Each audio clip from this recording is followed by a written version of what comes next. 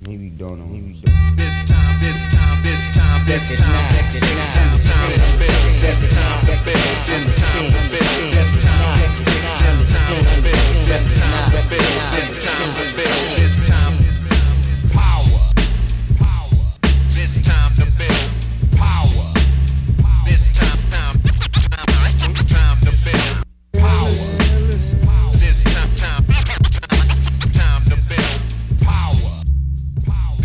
What's up, everybody? I'm your host, Chris Hampton. And this is Nate Drolet. And we are here today with a new idea. There are too many new ideas, but what I wanted to do is I really love album reviews on podcasts. I love when some of my favorite podcasters review albums. And I thought that reviewing climbing videos and climbing films could be really interesting. Partly because I'm not a watcher. I don't regularly watch these things when they come out, and I want a reason to. I like them when I do watch them, but I'm not really drawn to them in the way that I used to be. Yeah. So I wanted a reason to watch them, and this is a good reason for me to make a thing afterward. Yeah. No, I like it. It's because I'm kind of the same. I definitely watch climbing videos still, but I mean, you messaged me and you're like, Nate, watch this so we can talk about it. And I was like, yeah, let me pull it up. And then immediately I texted you. I was like, 58 minutes. That was the entire text. I was like, okay. Yeah, and I just responded, yep. Yeah. With both of these films that we ended up watching, and we'll do the other film in a different podcast. I don't know. I have a hard time with longer climbing videos. And especially, I don't know that all of them need to be as long, even if you do watch every second. Totally.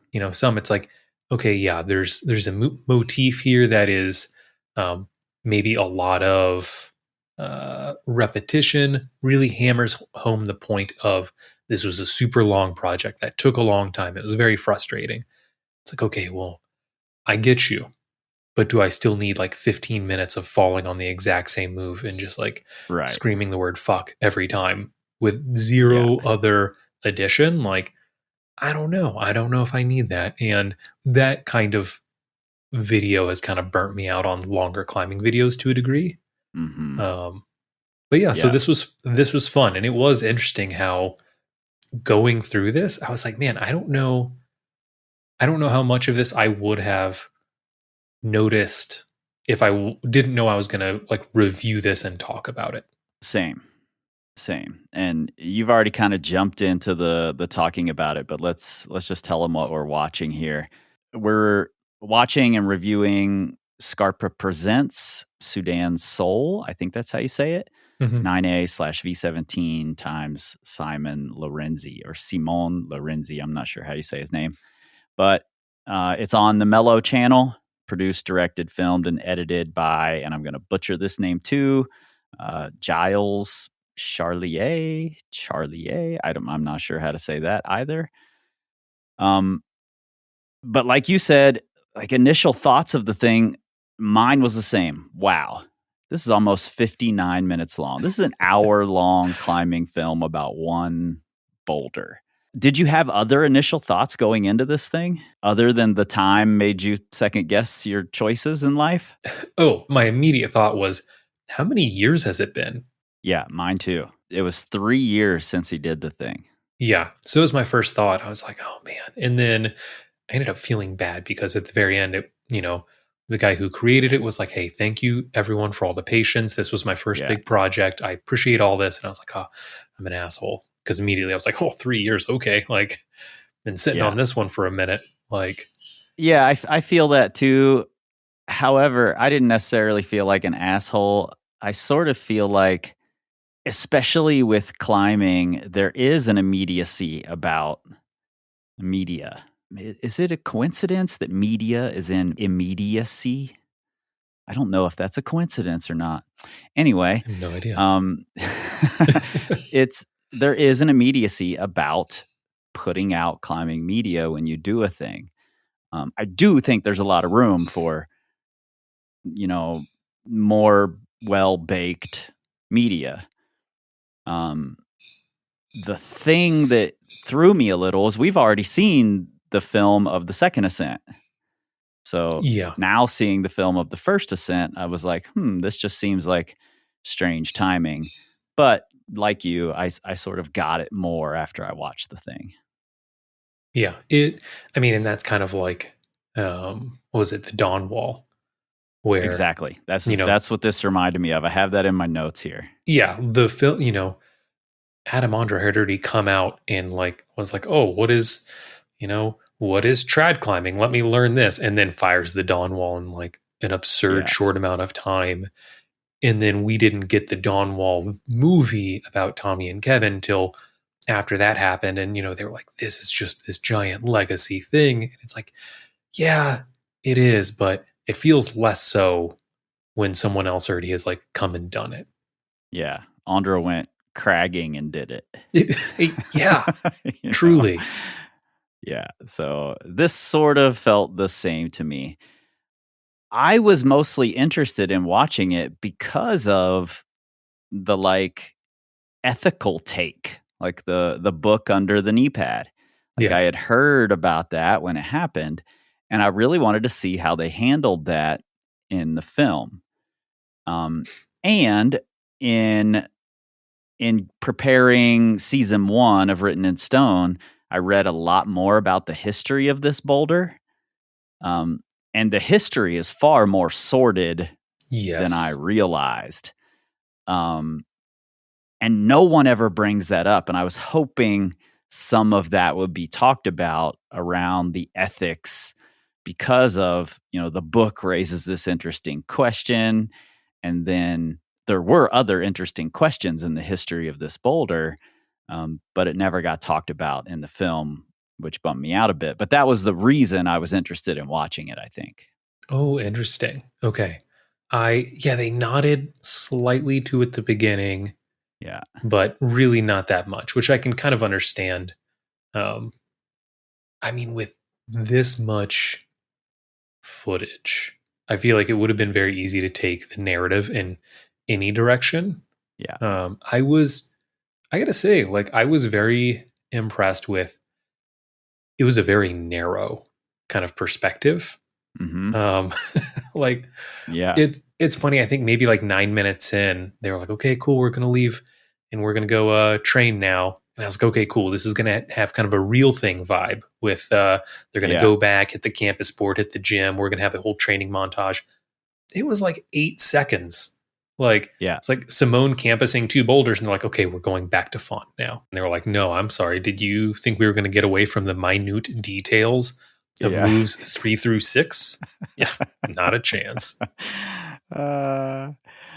Yeah, man. I was strangely captivated by the minute details. Same. I have a lot of thoughts about them, but they were captivating. Like the lengths he goes to finish this thing are really fascinating. Yes. I gotta say, to me, that was I felt the same, oddly, because, man, when it first popped up, and I think it's because, I was like, 58 minutes, really, Kris? And then I pull it up, and I was like, this better not be a bro flick where it's just Simone trying the same 5 moves for 50 minutes. Yeah. And here's the thing, it kind of is. Yeah. And I ended up, being entranced. Just something I thought he does so well is every time he fell, he could pinpoint a reason. He'd be like, okay, this went well, but this didn't. I'm going to work on this. And he would take actionable steps to try and change that. And in wild, tiny, minute ways. And to me, it was awesome to see because, I had said earlier, I feel like there are a lot of videos that really try and hammer home the point of, hey, this is a lot of effort, but there just wasn't much substance. There's famously, there's a very famous boulder that took a long time to get done that we had talked about where the ascensionist in this case waited until many, many, many days in to do an overlapping link. They had just been they had done all the moves in isolation and then just started giving it rips from the ground every time. And then like 3 days before sending it, they were like, oh, I did my first overlapping link. And immediately you texted me, you're like, well, what does he mean? Like, does he mean for the several months he's been posting about this, he has not done a single overlapping link? And I was like, I got to check this out, and looked, and I was like, oh my God. Yeah, that is the case.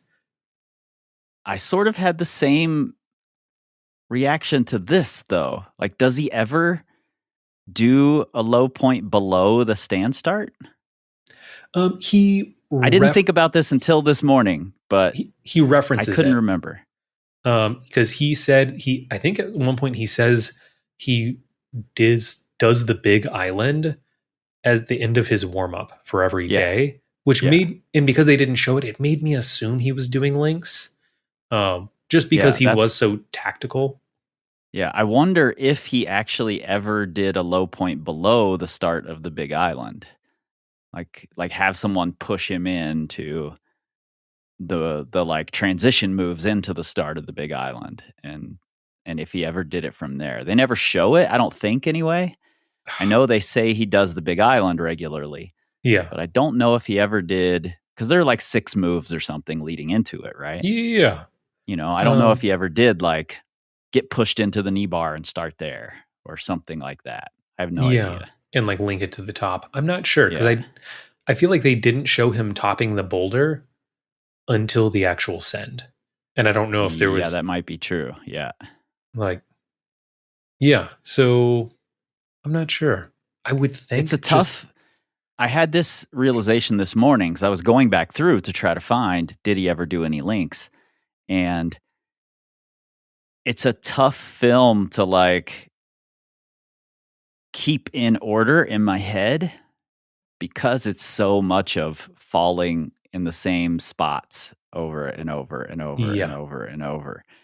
And it's interesting to me because you and I had talked a lot about how do we show the process of limit bouldering in a video?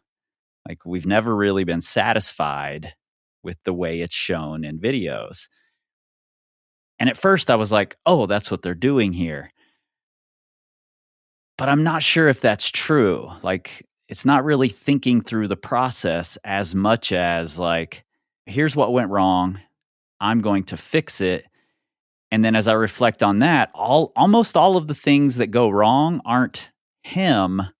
It's the shoes or the knee pad or the conditions or something else. He doesn't talk very much about changes he's going to make. You know what I mean?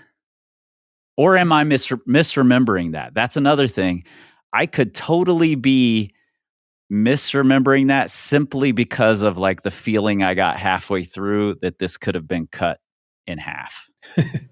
Man, that's a good question. I'm trying to think of how much of it was, his actual, him talking about changes in technique or form, versus, I mean, it was very much chalk and conditions and knee pads.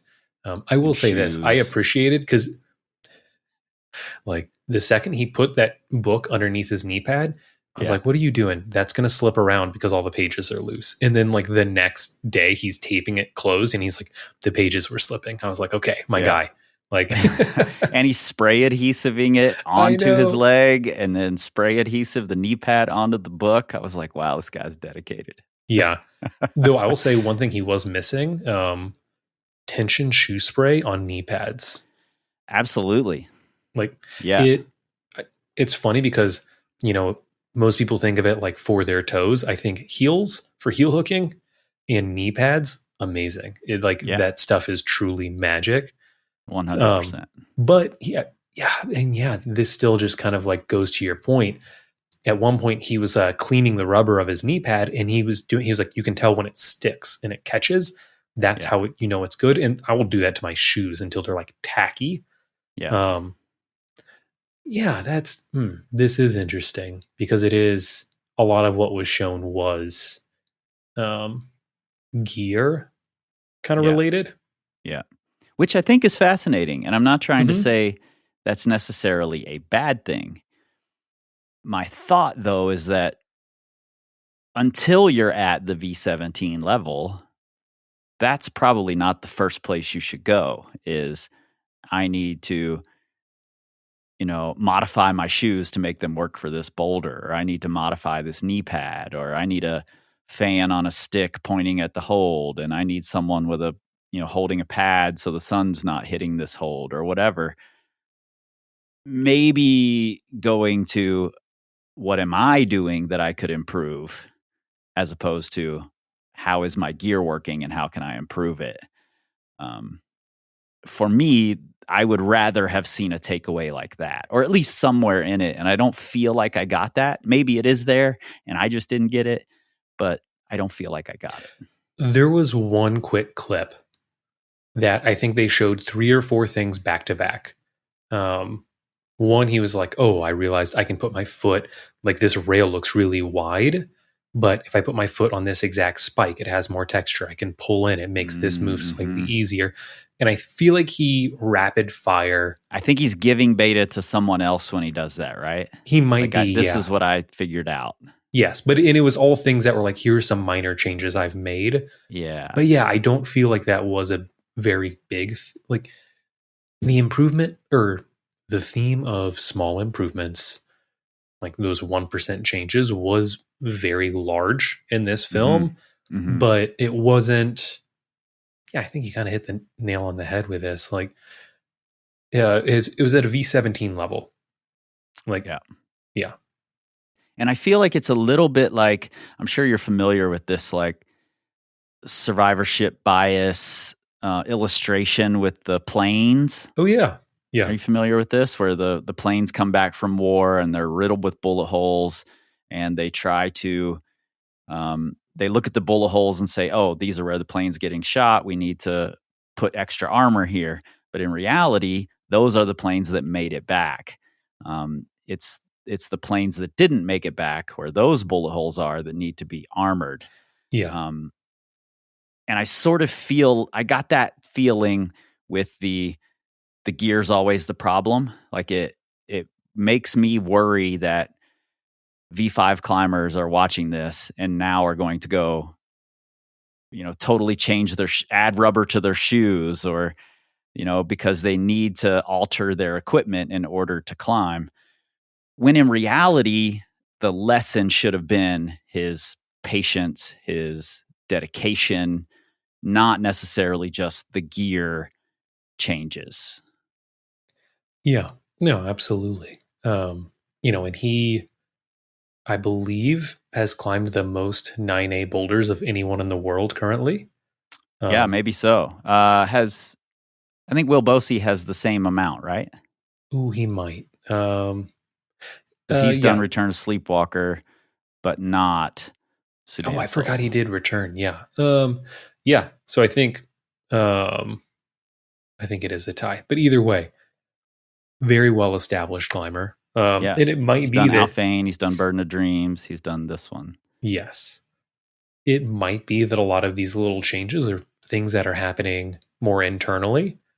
Because he's a great climber. A lot of that might be a little more intuitive, or it might be so baked into his go process that that's not something he felt the need to externalize. Yeah, totally. And that brings up the point that I can't believe I'm saying this, but I wish we'd have seen more of the beginning process, like working out the beta on the Big Island. Yeah. Because we sort of see him starting from the bottom and having all the moves dialed and just making these tiny, tiny tweaks. I would love to have seen more of the beta discovery process. Yes, especially because, and you may not know this, but Simone's beta for the Big Island, he revolutionized the short person beta. Yeah, totally. Yeah, it was commonly believed you just couldn't do it if you didn't have the span, because the distance between these two rails is enormous. And he realized he could leave just a heel on one side and bring both hands to the other in this like full body compression instead of arm to arm width compression. So yeah, that's that would have been cool to see. That would have been a rad addition to this, because that is, I mean, everything he did in this was like kind of revolutionary. Yeah, for sure.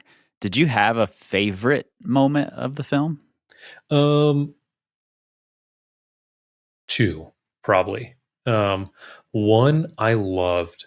He had this line where he said, "I'm just over 20 days into this now, and I think I'm finally starting to get the hang of it." Mm-hmm.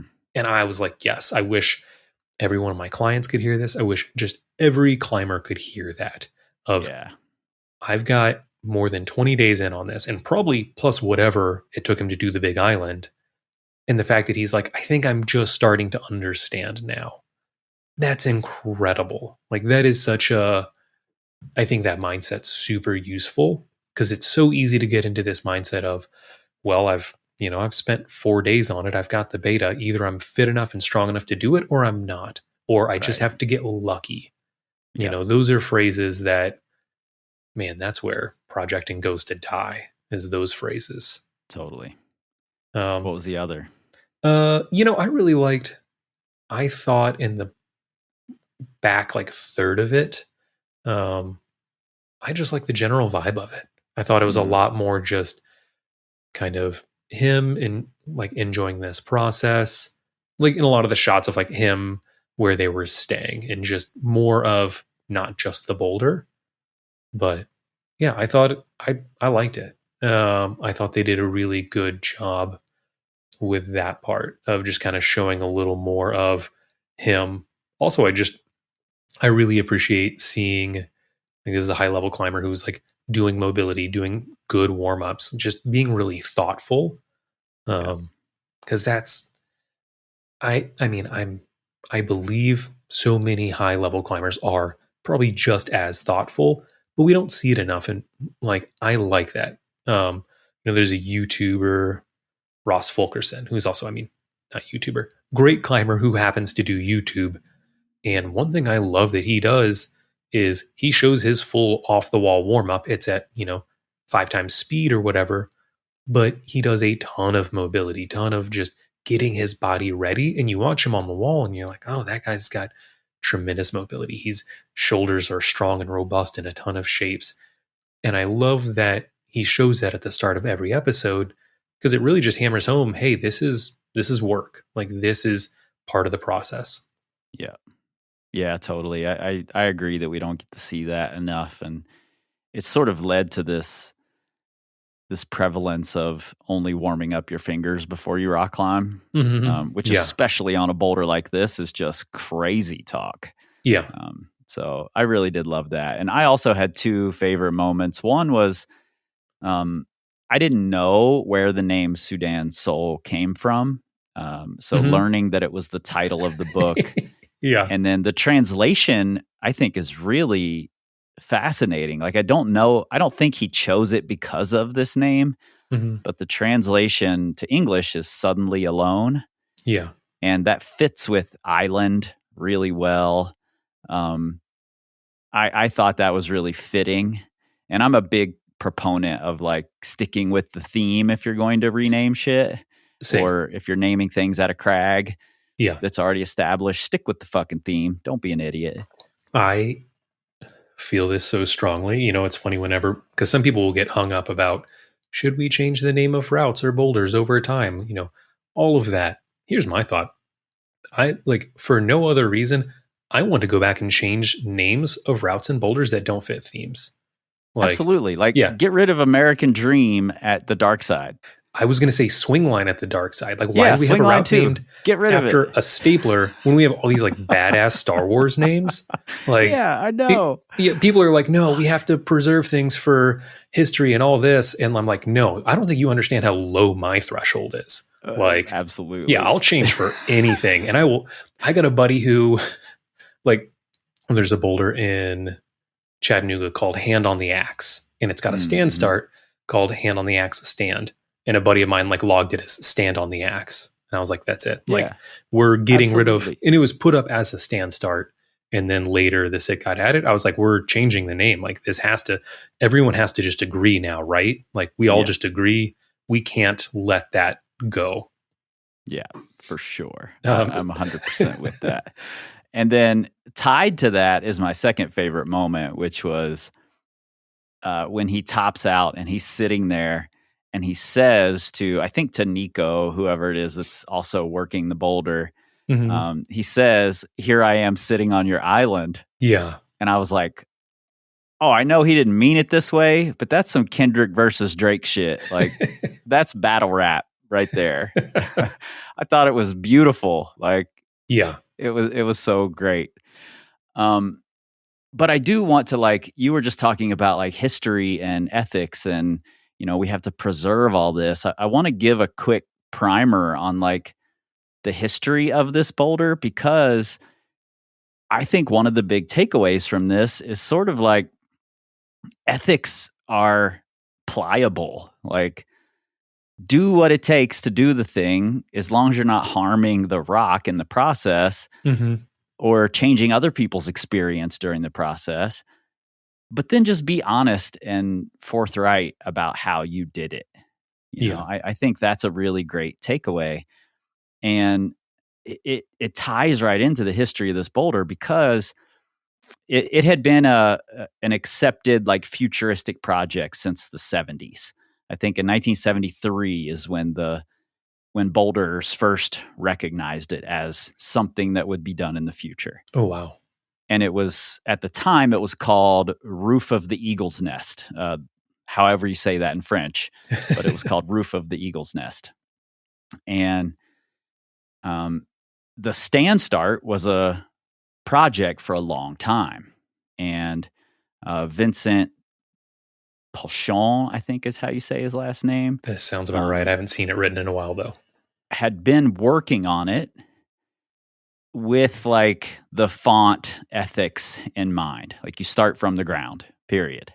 Mhm. And he was really close to doing it. And he had done links, I believe, from On the Rock that, we see Simon land on a bunch of times. Yeah. I believe he had done that link already, just as like prepping to do the boulder. But he's trying to start it from the ground because that's the obvious stand start. That's the ethical way to do it in font. That's the way they start boulders. Well, then Dave Graham comes along and stacks a pad, sits on it, on the rock, starts it, and calls it a thing. Yeah. Which is an ethical, like, gray area. Mhm. Like, do you just get to call a thing a thing? Even when the obvious start is lower, Yeah. just because you did the link? Like, is the link a thing? I don't know. That seems strange to me when there's someone obviously working on the stand start and you just are like, oh, let me do this higher link from this strange starting position. Oh, look what I did. I did the first ascent of this long time font project. I suspect no one talks about that history because they don't want to talk ill of Dave Graham. Totally. And it could just be that Dave was young, didn't know any better, was pushing the boundaries himself. Yeah. I'm not opposed to that, but I do think we should interrogate it later down the road. And then Vincent does the stand start, which becomes the Big Island. So Dave's is called the Island.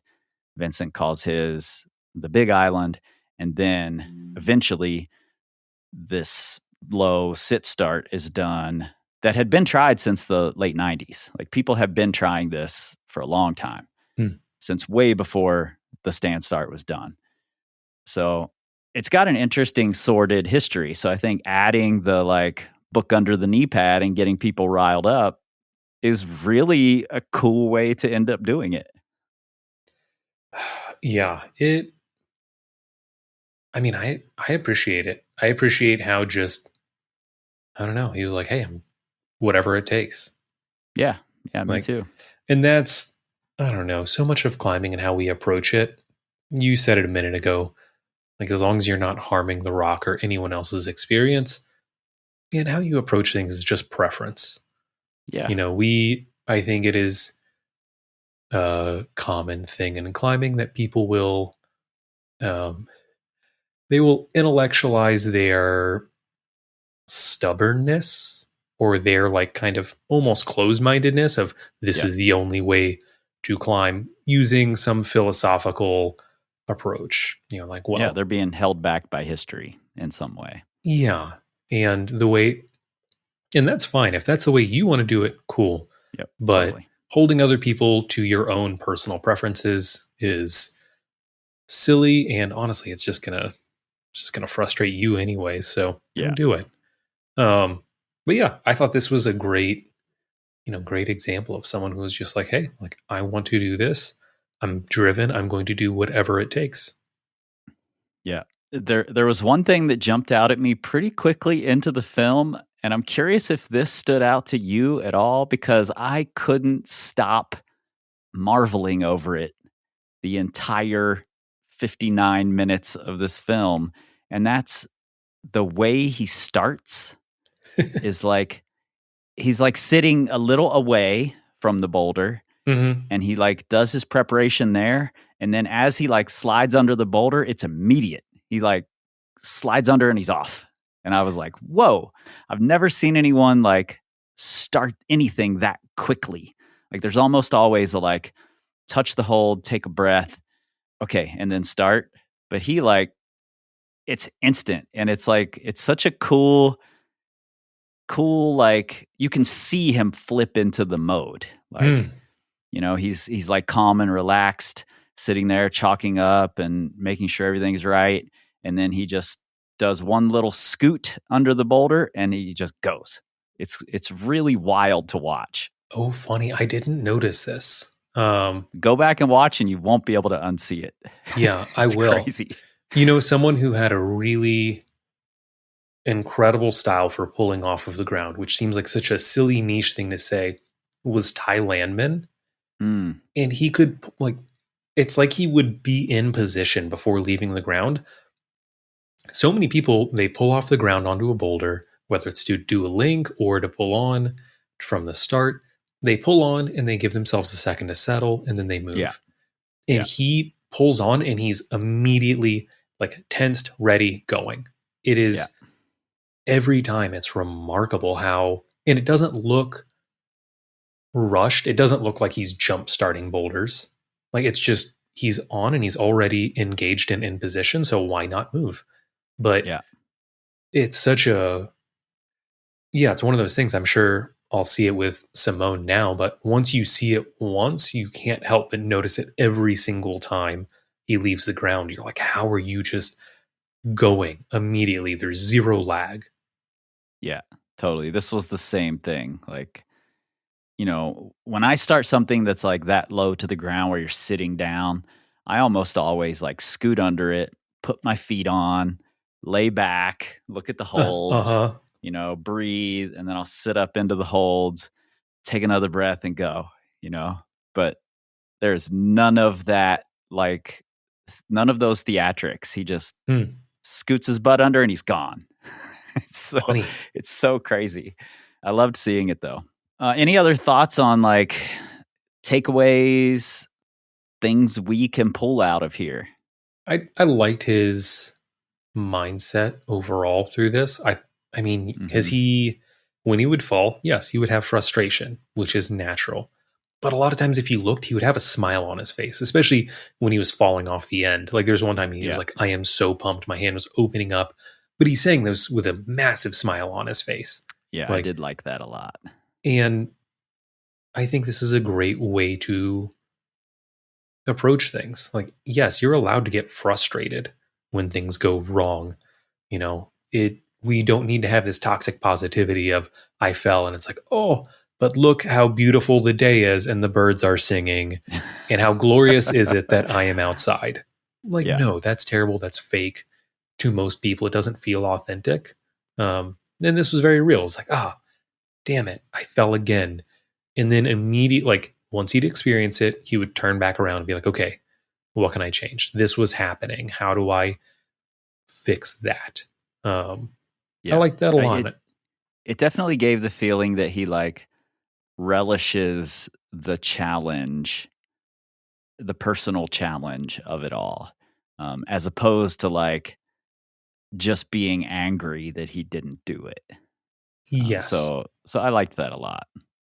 Yeah. I think this was, and we've talked about this idea a lot, but this was a visual representation of thinking like a scientist. Mm-hmm.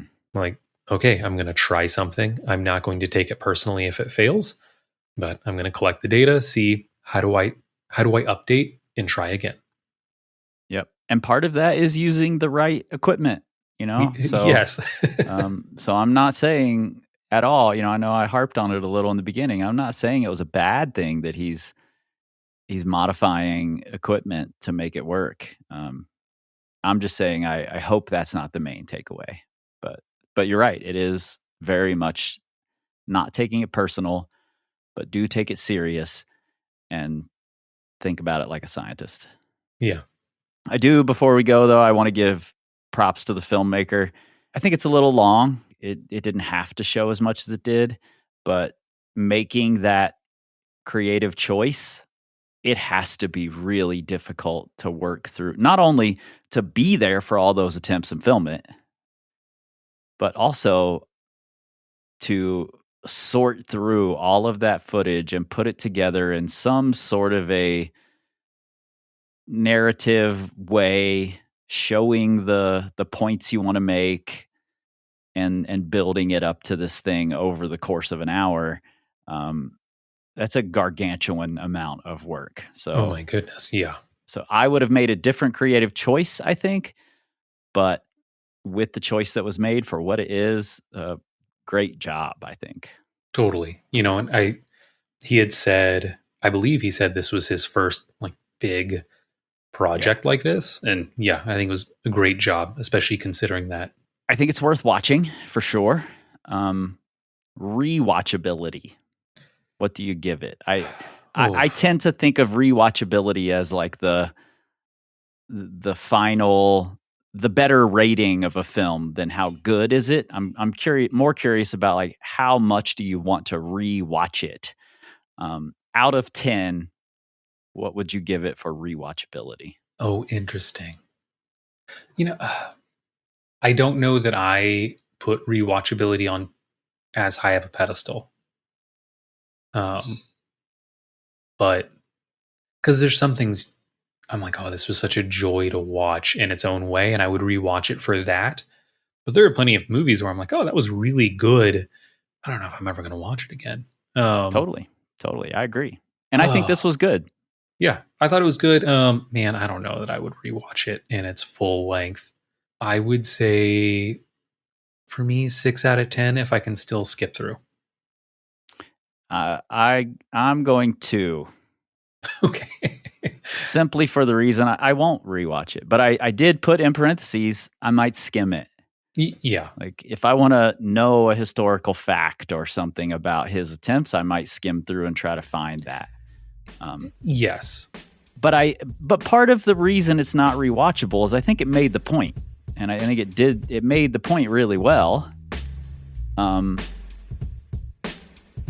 There just weren't any like big revelations or moments I need to rewatch. I might go back and just watch him saying, "Here I am sitting on your island again." Yeah. Just because I thought that was great. But yeah, that's what I think. Yeah, I mean, frankly, I agree. Like, I think they did a good job. They got the message across. And I just don't know that I need to see it again. Yeah, I agree with that. All right. We're going to do this again. In fact, as soon as we log off of this, we're going to log back on and look at the recent film In Sequence, which is Katie Lamb and the Craft of Hard Bouldering on the Patagonia channel. So be on the lookout for that. You might just get it tomorrow. I'm not sure yet, but you're going to get it soon. So thank you guys for listening. If you have films, videos you want us to review, things from the past even, let us know, because I'd be curious. I want a reason to go back and watch things. So yeah, let us know. All right. PowerCompanyClimbing.com. Learn, grow, excel. Maybe you don't know me. This time, this time, this time, this time, this time to build, this time to build, this time to build, this time to build.